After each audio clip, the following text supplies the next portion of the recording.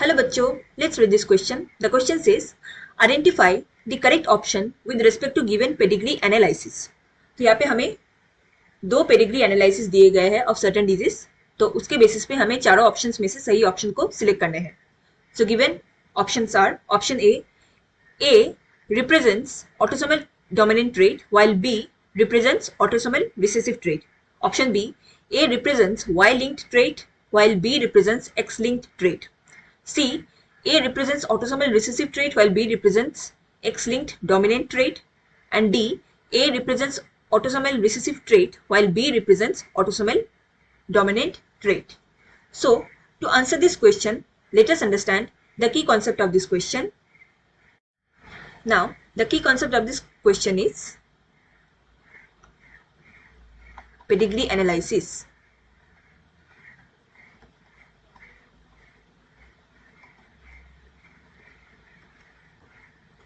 So, pedigree analysis क्या होता है? It is a method to identify disease trait. ये इंडिविजुअल लेवल में भी हो सकते हैं और होल फैमिली में भी दिखा सकते हैं.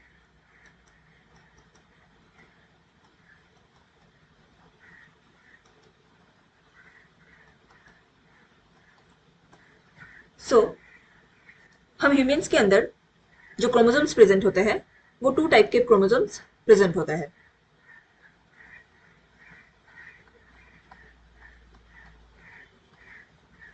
वन इज ऑटोसोमल क्रोमोसोम और इसे ऑटोसोम्स भी कहा जाता है, and the other one is sex chromosomes.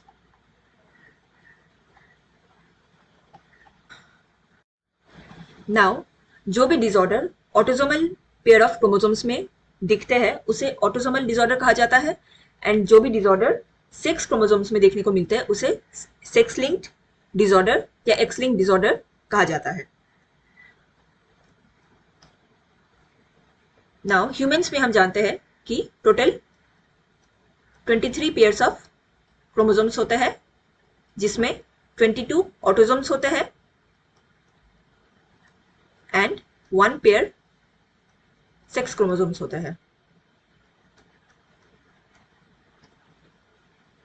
Now जो ऑटोसोमल डिसऑर्डर होते हैं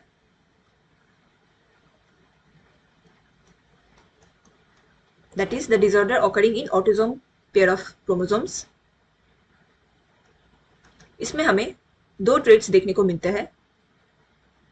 one is dominant trait and the other one is recessive trait.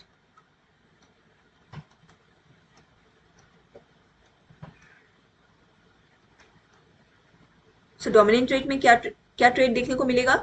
यहाँ पे जो एलील्स होते हैं ऑफ ए जीन, ये दोनों ही कैपिटल लेटर से डिफाइन करेंगे और इस कंडीशन को होमोजाइगस डोमिनेंट कंडीशन कहा जाता है या heterozygous dominant condition, that is 1 capital and 1 small. ऐसे हम रिप्रेजेंट कर सकते हैं, ये डोमिनेंट ट्रेट को शो करते हैं. वेयरएज जो रिसेसिव ट्रेट होते हैं इसमें homozygous recessive that is both small letters में रिप्रेजेंट किया जाता है. एंड जो सेक्स लिंक डिजीज होते हैं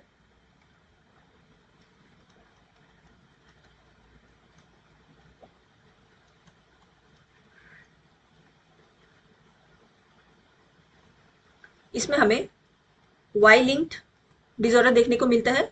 जो वाई क्रोमोसोम में डिसऑर्डर होते हैं उसे वाई लिंक्ड कहा जाता है. एंड दूसरा होता है एक्स लिंक्ड डिसऑर्डर, जो एक्स क्रोमोसोम में देखने को मिलते हैं उसे एक्स लिंक्ड डिसऑर्डर कहा जाता है. वाई लिंक्ड डिसऑर्डर ये सिर्फ मेल्स में ही होता है. मेल टू मेल ये डिजीज ट्रांसफर होते हैं, मतलब टू द नेक्स्ट जनरेशन जो मेल होगा, मेल चाइल्ड होगा, उसी में ट्रांसफर होंगे from affected father. X linked disease में हमें अगेन दो ट्रेट्स देखने को मिलेंगे.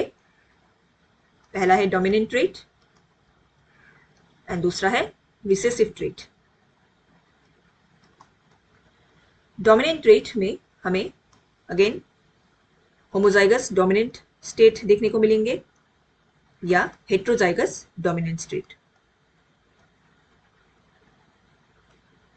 ये फीमेल के केस में होगा, वेयरएज मेल में 1 dominant X chromosome रहेगा affected and the Y chromosome will be there. Recessive के केस में क्या होगा? होमोजाइगस रिसेसिव स्टेट देखने को मिलेंगे, that is represented by small B.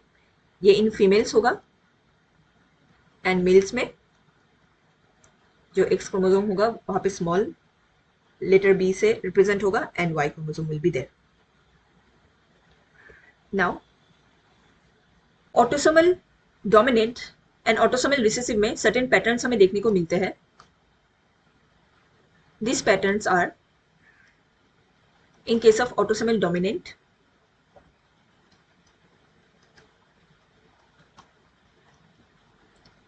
यहां पे हमें नो स्किपिंग ऑफ जनरेशन, इसका मतलब जो डिसऑर्डर होगा वो पेरेंट्स से उनके ऑफस्प्रिंग में देखने को मिलेगा एंड अगेन उस ऑफस्प्रिंग के भी अगर कोई ऑफस्प्रिंग हुए, उस ऑफस्प्रिंग से भी अगर ऑफस्प्रिंग हुए तो उसमें भी हमें देखने को मिलेगा। सो जनरेशन आफ्टर जनरेशन ये डिजीज ट्रांसफर होता रहता है because it is a dominant trait. यहाँ पे अफेक्टेड पेरेंट जो होते हैं,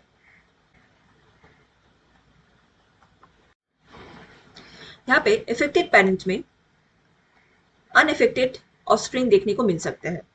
फॉर एग्जाम्पल, अगर पेरेंट्स को सर्टेन डिजीज है एंड उसके 4 चाइल्ड हुए, फोर चिल्ड्रंस हुए, 4 में से सपोज 2 को अगर इफेक्ट हो गया तो रिमेनिंग 2 अनइफेक्टेड भी पाए जाते हैं।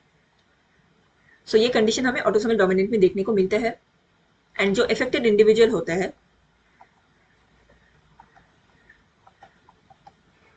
इट इज मैंडेटरी कि उसका एटलीस्ट 1 पेरेंट इफेक्टेड हो।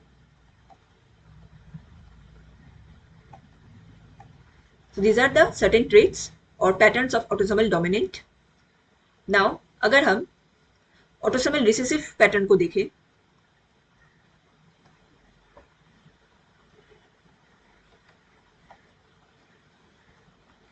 यहाँ पे हमें स्किप इन जनरेशन देखने को मिलते हैं।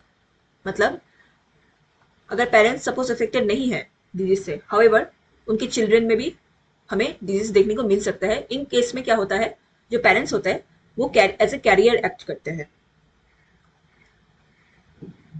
So as I mentioned, unaffected parents में हमें नॉट अफेक्टेड ऑफस्प्रिंग देखने को मिल सकते हैं। So now if we analyse the pedigree here, पहले पेडिग्री में हम देख सकते हैं कि यहाँ पे जो सर्कल होता है वो मदर को रिप्रेजेंट करते हैं, स्क्वायर ये फादर को रिप्रेजेंट करता है एंड जो इफेक्टेड पेरेंट्स होते हैं वो शेडेड होते हैं या कलर्ड होते हैं। सो यहाँ पे मदर इफेक्टेड है and father is normal and यहाँ पे हमें उनके ऑफस्प्रिंग में इफेक्टेड इंडिविजुअल देखने को मिल रहा है एंड इनके भी मतलब दिस साइन रिप्रेजेंट्स कि इनके साथ मैरिज हुआ है, दे आर मीटिंग एंड इनका जो चिल्ड्रन फॉर्म हुआ है उनके चिल्ड्रन में भी हमें इफेक्टेड चिल्ड्रन देखने को मिल रहे हैं। सो यहाँ पे हमें नो स्किपिंग जनरेशन देखने को मिल रहा है।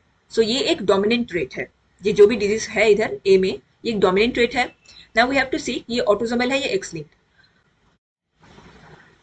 सो एक्स लिंक्ड में 2 टाइप होता है, Y linked and X linked. So यहाँ पे सिंस फीमेल अफेक्टेड हुए हैं एंड सब में फीमेल दिख रहा है तो ये वाई लिंक्ड तो नहीं है। हाउएवर जो एक्स लिंक्ड टाइप होता है वहां पे फीमेल से मेल प्रोजेनी को भी अफेक्टेड दिखाई देता है, लेकिन इसके जो मेल ऑफस्प्रिंग है इसमें हमें कोई इफेक्टेड देखने को नहीं मिल रहा है। सो ये सेक्स लिंक डिजीज ये डिसऑर्डर नहीं है, ये एक ऑटोसोमल डिसऑर्डर है and it is of dominant type. Now if we analyse the b, यहाँ पे हमें पेरेंट्स अनअफेक्टेड दिख रहे हैं लेकिन जो चिल्ड्रन है इनमें हमें इफेक्ट देखने को मिल रहा है। सो यहाँ पे स्किप इन जनरेशन हो रहा है। सो ये रिसेसिव टाइप को शो कर रहा है एंड अगेन यहाँ पे सेक्स लिंक्ड होने से फादर या मदर में से किसी को इफेक्टेड होना चाहिए था बट यहाँ पे वो इफेक्ट नहीं दिख रहा है। सो ये ऑटोसोमल रिसेसिव ट्रेट को रिप्रेजेंट कर रहे हैं। So the correct answer for this question is option A represents autosomal dominant trait, जो कि सारे जनरेशन में जो डिजीज है वो डोमिनेंटली शो कर रहे हैं, while B represents autosomal recessive trait, यहाँ पे हमें skipping generation देखने को मिल रहा है। So I hope you understood it well. Best of luck.